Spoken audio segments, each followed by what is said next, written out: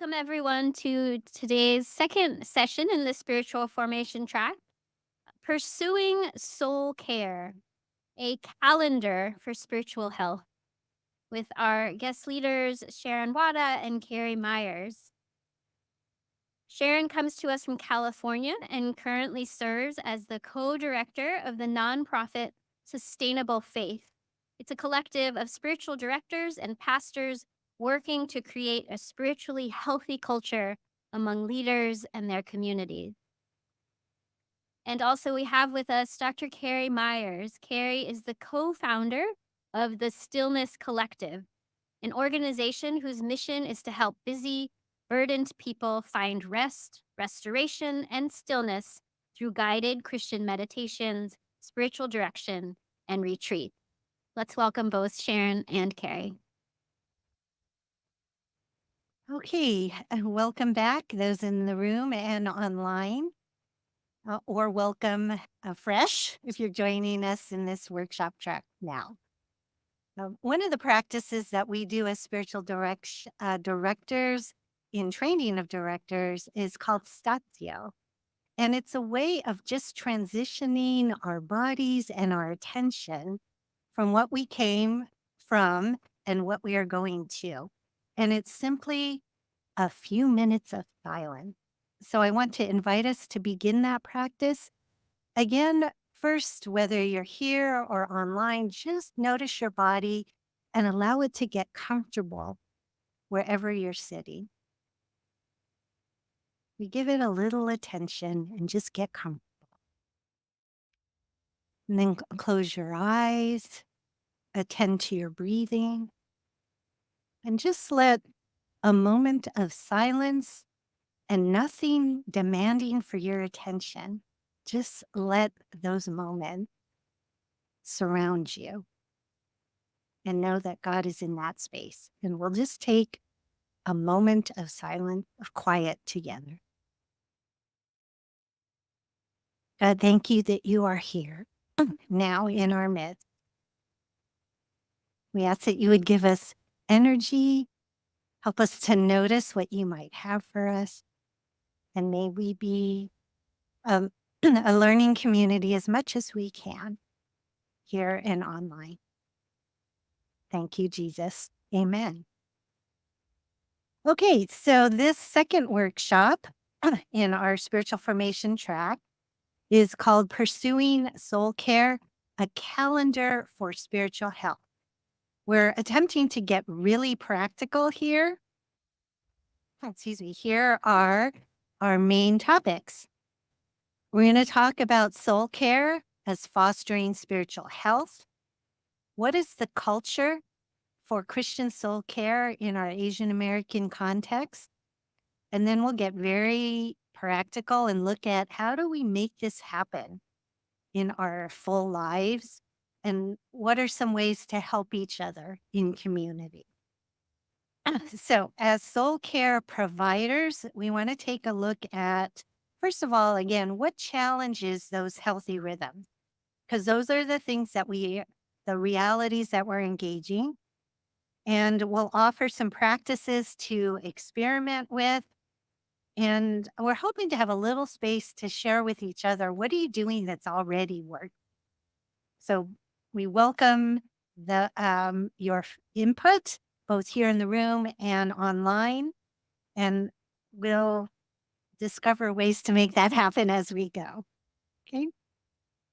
And in this, what we're doing, hopefully, is we're gathering ways to encourage our directees or the people that we're caring for as we mentor them to persevere in making space in their lives for their soul care. Okay, before I go to our first slide about soul care, I think it'd be helpful just to briefly mention, what do I mean by soul? Now, in the scripture, in the Old Testament, there's lots of Psalms about our souls crying out to God, right? My soul thirsts for you. Bless the Lord, oh my soul. In the New Testament, Jesus talked about, in Matthew, we read, what do you benefit if you gain the whole world but lose your own soul? Is anything worth more than your soul? So clearly, the scriptures speak of something within us as humans that's worth paying attention to, that's worth caring for. Yesterday, Jeannie Parker gave us a definition from Dallas Willard. And the essence of it is it's the inmost dimension of the human being. I tend to think of it as what's eternal about us? What is it that makes us who we are now that we're carrying into eternity? What is that aspect of us that's enduring? So, in this workshop, we want to give some consideration to caring for souls in the Asian American context. And as soul care providers, we always begin with ourselves. And this adds to the basics of our toolkit that we can then offer to those in our ministry. Okay. I think it goes without saying, but I will just say it. Our souls need attention. They will not thrive without attention any more than our physical condition. I wish it were the case that we didn't have to pay attention to diet, exercise, and sleep. And the older I get, the more it's true that those things have to have some attention, some intention. Soul care is mandatory. And that's because our spiritual formation includes our participation. And again, spiritual formation, we talked about this yesterday. I'm just going to say it again. That's the journey of spiritual maturity, of growing up into Christ. It's the lifelong process of being conformed to the likeness of Christ by the Holy Spirit for the sake of others. So it's a developmental journey. It happens by grace, but it doesn't happen without our participation. And I believe it's because God is not coercive. He's not going to force our hand. He wants our partnership. He wants to be in relationship with us. And it's along that spiritual formation journey that we grow in our connection to God, our appreciation of who we're created to be, and we become more effective in our care for those around us, whether that's in our families, in our churches, in our workspaces, vocational ministries. So, God uses our soul care practices to mature us. And again, I will remind us soul care is self care, but it's not selfish. And I think of that whole airplane. I mean, this is the easiest, the airplane mask analogy. We hear it over and over again. If you should need oxygen, masks will drop from the ceiling. If you are traveling with someone that needs assistance, please put your mask on first before you assist. So I think of that metaphor when I'm feeling like, really, really, should I think about time out for myself? There's lots of messages that say, oh, you can get by. But maybe we need one of those things that checks our spiritual oxygen level that says, put your mask on first. All right. So this leads us to what are the messages that we carry with us, that we hear around us? In other words, what's our current culture of soul care? And by culture, I mean the underlying attitudes, assumption of what is good and what is bad, the beliefs that influence how we live out Christian discipleship, and what shapes our daily behaviors and practices. Okay, so those are all the underlying voices, implicit, explicit, that shape how we feel and contribute or detract from our motivation to pursue soul care. Okay, so here's an opportunity again to pause and reflect. Just take a moment to consider your narratives. What messages can you recall, implicit or explicit, about how you should live your life? In other words, when you think of what is a good Christian, what comes to mind? And as you think about that, refer back to the circles of your life context What are the narratives maybe you hold within, but what are the narratives of the communities around you or the pressure point? And I'm going to give you a couple of minutes just to pause and reflect and bring to your mind what are those narratives? So, again, if you're in the room or online, write them down. If you're online, it's easy to type them into the chat. And again, this is just helping us to get a feel for the landscape, the context in which we're pursuing our own soul care and which we are holding space for others to do that.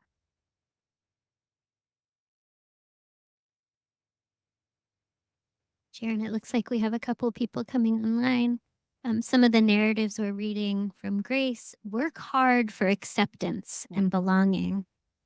From Christina: do not waste time, always be productive. That was mine as well. Um, Discipline from Marianne: work hard, rest is earned or only optional. Wow. Do whatever it takes from Grace. Anyone here in the room, you can call it out. Mine was follow the rules and respect and deference for authority.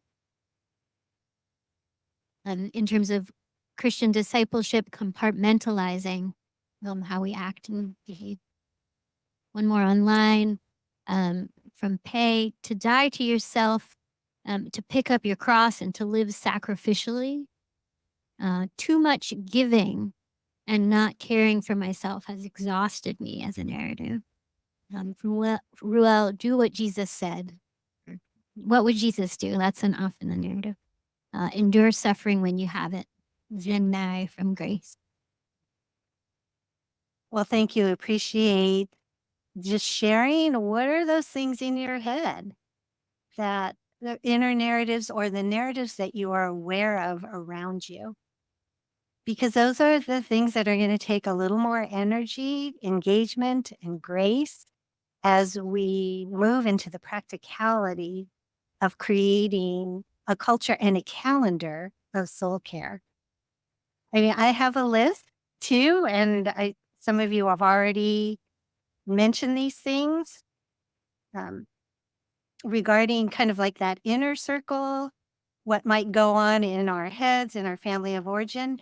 Work hard and make your parents proud of you. Be as self sufficient as you can so that you won't be a burden to others. Aim for good occupations, and you know what good. Save face in this family. We don't discuss our relational difficulties, mental health issues, spiritual weaknesses, etc. This was mentioned a couple of times. Self-sacrifice for the sake of family. Be strong, don't complain. The Japanese call that gaman. Fuck it up. Okay. Here's one that I internalized. You only have to think about restricting your diet and exercise when you are not healthy. And that was growing up with a father who had chronic heart issues from the time I was little. Another of my own internal objections: no one else around me has to think about all this stuff. It's just sometimes feeling a little sorry for myself that I can't keep up without self care. In social settings, this again, I mentioned this already. Don't draw attention to yourself, conform to the norm. So if no one else is talking about self care or has this kind of calendar, it's going to be hard for me to go against the stream. And what I see might be everyone should attend all events and serve as much as you can. Pull your own weight. Present well, especially in your parenting. Being a good Asian means being a good student. And this one I hear in direction: we have to work twice as hard to get half as far. Now, one thing to consider is, what have we internalized about God? And it could be a mix. Like, I hold the conviction he's the only one who can love me unconditionally. Again, these are our creeds, right? He gave his life for me. Now, here's an interesting twist. So I should willingly work hard for him at church. Okay, these are just things we might. God helps those who help themselves. Now, I'm not going to critique them. I mean, there's a kernel of truth, but there are also some other realities.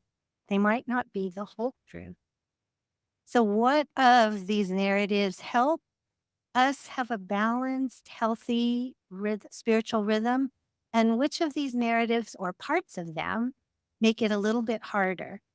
And that we call out for more grace as we follow Jesus. So, thinking about cultivating a culture of soul care. The first is that we do look at the life of Jesus, that Jesus modeled the way to live. During Advent, I was going through the scriptures of the life of Jesus, beginning with birth and moving through his whole adult life. And in looking at Luke 2, I noticed it was not just once, but twice. It talks about how Jesus grew up right after the presentation in the temple. So he's about 2, we think. It said, and the child grew and became strong. He was filled with wisdom, and the grace of God was on him. So just picture that image. The child grew and became strong. I mean, that's a very physical image of a baby growing up. And then he was filled with wisdom. There's a sense of the holiness of God filling the physical container of the human body. And then again, at the end of Luke, he's now, I think, about adolescent or teenager, right after he was forgotten in the temple with his parents, by his parents. And it said, and Jesus grew in wisdom and stature and in favor with God and man. In other words, he was subject to the limitations of being human, the physical, mental, emotional, and therefore the container for the spiritual. We're all limited, we're all bounded. And so it is impossible to work 24/7. We just cannot, day after day. So that is the first point, is as following the way of Jesus means we accept the limitations of being human and we embrace an embodied spiritual life. That we have the person of the Holy Spirit in a physical body with physical limitation, and that was by design. We know that Jesus, as a human adult, actually took time out to pray. And I think that's often emphasized as, well, how spiritual of him. He modeled a deep prayer life. But you kind of wonder what else was happening in those times of solitude. He got a break from interacting with people, of having to process um, conversation, the demands for healing, trying to hold the community of disciples, the 12 together, thinking about where's the next place to go, right? Staying on task, serving the community. In prayer, not only was he praying, doing the spiritual thing, but he's actually nurturing all the aspects of being human. He's giving his body a break. So we have to be realistic about our needs as humans. We can learn from other disciplines, the other sciences and the medical field, because what they're doing, they're not giving us a theology. They're simply explaining to us, how does our bodies work? This body that God's created, how does it actually work? And so we learn from the technology and medicine and science that we now have available to us. I notice that in the business world, sometimes those books are more sensitized to that because they're shooting for human capacity. What's our capacity to work? And they all note there's a limit to it. To when are you most effective? When are you most on? So we can learn from the other disciplines. One of the things that Dallas Willard was said to have taught is that he said good theology, but bad anthropology leads to legalism, meaning burnout, flame out, disillusionment, right? That you can have a really good theology about what it means for the kingdom to be here and coming and to be part of it, and that it's worth the effort, it's worth the sacrifice, but we're not realistic and accurate about what it means to be human. And we expect more of ourselves or one another than God expects of us. So that's that whole thing of accepting the limitations, learning what they are, appreciating how we've been created by God. And then, secondly, we consider the cultural challenges and expectations. And again, we look at the life of Jesus, and I wonder if that's part of what was happening in the whole dynamic with Martha and Mary, is that he was picking up on what are the cultural expectations around women and what are the pressures that Martha was responding to, and what had Mary actually overcome to choose the better part, right? So he was sensitized and he made it a point to verbalize those things and interact with those women. And that's what we just did as we talked about. What are those messages, the narratives, implicit and explicit? And the beginning for cultivating a culture of soul care is that we rest assured in the Sabbath provision and the season of the created order. That Sabbath was a part of human life from the very beginning because God knew. Now, I think about this in creation, right? We've heard this over and over that on the seventh day, God rested. Did he really need to rest? Probably not. But he gave us permission to do so and set up a way of life that would be sustainable for us. And it set up a created order. So that's our starting point, that we're not doing anything new as soul care providers. We're simply applying what God had given us from the very beginning. All right. So, with that in mind, we're going to move to the nuts and bolts, the specifics, and Carrie's going to lead us through that. Okay, so I get to talk about just the very, very practical part of what does it look like to create a calendar for yourself that facilitates soul care and care for your whole being, body, spirit, mind. Um, and so here are some practices to start with. We were talking a lot about spiritual directors, not in the least because we want to invite you to explore spiritual direction, to find a spiritual director to accompany you, specifically in this instance for help in crafting your way of life. So a spiritual director can ask you questions and help you identify what you value and what you want to make time for. We also want to invite you to take a personal retreat to reflect and plan. Um, it can be a short retreat, it can be a half day, it can be 2 days, it can be a few minutes here and there, but just time where you have to reflect and to sit, to be quiet. Ask yourself what your desires and your needs are and what God is inviting you into. And then we invite you to make an assessment of the things that you are already doing. What is already working in your life? Where are you already finding energy? Where are you already finding light? Where are the places that God is already present to you? Those are great things to notice. Consider doing a spiritual health checkup. How am I doing in my soul?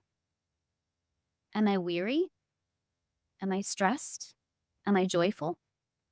What are the things that I'm doing to contribute to the state of my soul?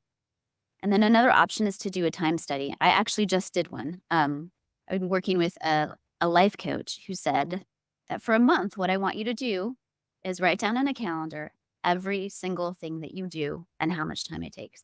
So I used a calendar app and I wrote down when I was sleeping. Well, not when I was sleeping, but after I woke up, I wrote down how long I slept. I wrote down how long did it take me to prepare a meal and to clean up from them? How long did it take me to do my work tasks? How long did it take me to host people in my home? How long did it take me to have conversations with my family or my husband? How long did I spend on my device? Um, and it's very relevant to get down to the granular details of how you're spending your time because it helps you see what you implicitly, maybe not even consciously, value. And that's where you're putting your time. So these are lots of things that you can do. You don't have to do them all. See what you feel drawn towards and just do those things to start with. you probably are already thinking in yourself that there are a few things that call out to you more than other things, right? And I would invite you to start there. And if something just, if you're like, no, I can't do that, I don't want to do that, there's no way, you don't have to start there, right? Go with what feels graced at the moment. And then also be free to experiment and adjust. Your soul calendar is not set in stone. You have time to try it, to figure out what works, and to make changes. And so you can periodically go back and review and revise. You are in different seasons of your life. You will have different needs and different things will work for you. And so just be aware of that and give yourself grace for changes and adjustment. Um, you can do an examine to find what is life giving for you. Sharon highlighted that earlier in our earlier session. You can do an examine on the different circles in your life. What is life giving for me in my family, society, in the larger kingdom of God? But you can also do an examine of what was helpful in my day. What was helpful in this past hour? Where do I find God meeting me? And what do I want to make space for on my calendar? Okay. So your calendar, you're going to want to think daily, weekly, monthly, and annually. What do I want on my calendar every day? What do I want on my calendar every week? That might be Sabbath, right? What do I want to do monthly? Perhaps you want every month to take 2 hours for a silent retreat with God. Perhaps you want to spend 2 hours in nature. And then what do you want to do annually? Perhaps you want to take a vacation every year, or go on a longer retreat every year, or spend some particular structured time with your family every year. And so just think of yourself in those increments of time and consider energy as well as time. So an example of that would be, for instance, I am an introvert, right? I'm an extreme introvert. And so after this weekend, I will need a lot of time to recover. I love this. And I also love my time afterwards where I can stay in my house in my pajamas, not speak to anyone for a day, and then I will feel better. So you will need energy. You'll need to budget time for recovery as well as for the things that you want to do. Now, for my husband, who is as far on the extrovert spectrum as I am on the introvert spectrum, he needs to budget time so that he's never by himself because that makes him miserable. And so self knowledge will take you a lot of ways. What do I need to make myself feel energized? Do I need recovery time or do I just need to be doing more? And then does this bring joy? We are inviting you to Marie Kondo your calendar, right? And focus on the things that bring you joy. Okay. Now, formally, this kind of calendar is what's known as a rule of life. It is a monastic practice and it helps monks to live a life that was profoundly contemplative and also thoroughly communal. Those were their guiding ethos. So, rule of life is a scheduled set of practices and healthy habits that nurture and grow your capacity to love God with all your heart, your soul, and mind, and to love others as yourself. And that's from Matthew 22. And of course, those are the two greatest commandments, right? And so the calendar really facilitates this way of loving God and loving others and being present to yourself so that you're able to do those things. It also kind of makes concrete the values that you hold. And I'm going to posit that even if you don't have a formal rule of life right now, you probably sort of have one. It may be unarticulated, but the things you value, you are probably already spending time with, even if you haven't named it. There are probably writers in the room and online. If you're a writer, what do? You spend time in writing. And if you're not spending time in writing, then you maybe need to question whether you're really a writer, right? Okay, and so this goes for all the desires and all the longings and all the vocations that you. And we also want to say that a rule can sound punitive, it can sound restrictive, but it is actually not meant that way. It is actually meant to bring freedom for you. And how does it do this? It allows you to say, this is what I've carved out time for. In part, so I can say no to other things, right? So we all know that there are unspoken demands on us. They may come from our family, they may come from society, they may come from the role that we feel like we inhabit. A soul calendar says, actually, these are the things that I prioritize. These are the things that I've said yes to. And because I know that I've blocked out time, say for a retreat, I can say no to a last minute demand to help out someone or to babysit a friend's kid or, to go to this family thing that is important, but is maybe not the most significant thing um, in my life at this moment. And so it gives you freedom, right? You can always say to someone, I just don't have time. Have this other thing on the calendar. And you don't have to explain what it is. You can just say, I've got something else scheduled. I'm sorry. I'll have to do that later or another time. It also allows us to make concrete our longings and our visions for things that are not prioritized or esteemed in society at large. To say, I really do value my soul. As part of valuing my soul, I do value my physical health. I do value the things that I put in my body. And so again, we want to see this as an invitation, not as an obligation, not as something meant to restrict you or to punish you with if you deviate from it, but something that makes room for you. And so I just want you to take a second to reflect on this. What spiritual practices, healthy habits, and life experiences do you want to make space for? What kind of scheduling and planning do you need to make that space for those practices and experiences that you value?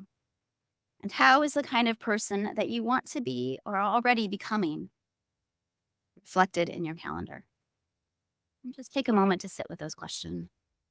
What do I want to make space for? What kind of scheduling and planning do I need? How does my calendar reflect the person that I am or am becoming? And we can take a second, I think, if anyone wants to respond to that here verbally in our space or online. Give everyone a minute to reflect. I can see some people writing here. Yes, so I can re-ask the question. So there are 3 related questions. One was, what spiritual practices, healthy habits, or life experiences do I want to make space for? Unrelatedly, what kind of scheduling or planning do I need to make space for these practices and experiences? And so feel free to just pop in verbally with a response or in the chat as you feel ready. Start with my own, where I think about the rest I need as my body changes as I age. And the things that come with aging surprise us, and also we're not prepared for. So that kind of time making to consider those. And I want to say that's an excellent example of how your calendaring changes with your needs and your season. Aging is one of the things that we take into consideration. Marianne mentioned, I think I need to do a time inventory. I believe that will be very telling of the ways that I'm probably not giving value to the things I need to or intend to. Yes. And I want to say, particularly for women, but maybe for men too, depending on their role in the family, is that domestic labor is often unseen and unvalued work. And so if you actually clock up the time you're spending shopping, cooking, cleaning, preparing your house for guests, doing laundry, it may be revealing to you and perhaps to the other people in your house. Room, I'll call on you in a minute, but there's a few more online. A big one is not taking meetings in the morning if I can avoid it. I need slow mornings to be the most present in my quiet times, especially, and not start my day already rushed. I love this one. Once a year, a 10-day silent retreat. So this person thinking annually. Once a month, spiritual direction, quarterly day retreats, doing silent retreats every so often. We're really thinking kind of annually over the year, but as well as daily. Yeah, I appreciate that. Someone already has a pretty complete vision for what they want. Yeah. And to the other comment as well, I think it's great to notice when in the day that you have the most energy for certain tasks. I found fascinating your question on, does this bring joy? Because a lot of the ethos of this culture is the productivity and the efficiency of our life, not only in my home life, but also in my work life. And so the question is not even a question that has been asked of me in my education life, in my career life, or in my home life. So it's a fascinating question. And it reminds me of the question that Jesus asked the blind man. And he said, what do you want? And the blind man knew, I want to see, but that's a question that I'm not sure I know what I want in my life, what brings me joy. Because Jesus did say, I've come to bring you life and bring it more abundantly. And I don't know what abundant life means outside of productivity. For sharing that, Ruth. That was so vulnerable. And I think it's very much in concert with a lot of our experiences. And it reminds me of what Sharon said about if you have good theology but bad anthropology, you're going to be burned out and you will maybe not find places of joy because you don't feel invited into it, right? And so a more capacious vision of God and of humanity does invite us to explore where we find joy. And I would say if you want to seek out a spiritual director, they would be very well equipped to help you explore those questions. Let me just quickly wrap up here with the communal reflection. So, encouraging soul care in your communities. We're going to talk about spiritual direction. We hit that one hard, but it is an excellent place to explore what do you want? For some of us, that's not a muscle that we're in touch with. And that's going to be connected to what brings you joy. In other words, what are you created for? And what is that abundant life for who you are and where you are in your season of life, at your age and stage of life? So, spiritual direction is going to create the regular space to reflect on those things. Another way to encourage soul care in your communities is offer a reflective retreat to do kind of the spiritual, physical, emotional health checkup. You can offer this as a leader care, or maybe it's a small group leaders appreciation. So it's just a one-day thing, but you're beginning to encourage soul care as part of congregational life. Another option as a director or pastor of spiritual formation is create a spiritual formation small group or a leader care group. And it can be for a bounded period of time. It could be 6 weeks. It could be 9 months. It could be ongoing if your folks can create the space for that alongside of the ministries they're involved in. I know a church that has been helped by John Mark Comer's resources. I think it's the Practicing Way. And there's a specific curriculum that you can use in churches. Another church has tried the emotionally healthy spirituality. So, in other words, there are set curriculums. You don't have to create this thing from scratch. Our leader soul care group, we just use the spiritual formation books that are out there that we like and we want to review with each other and go through it very slowly.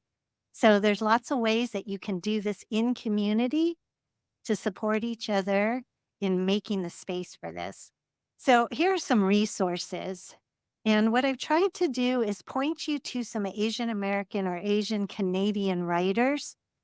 The first one is called God in My Everything, and it's really on creating a rule of life, if you will, a rhythm of life.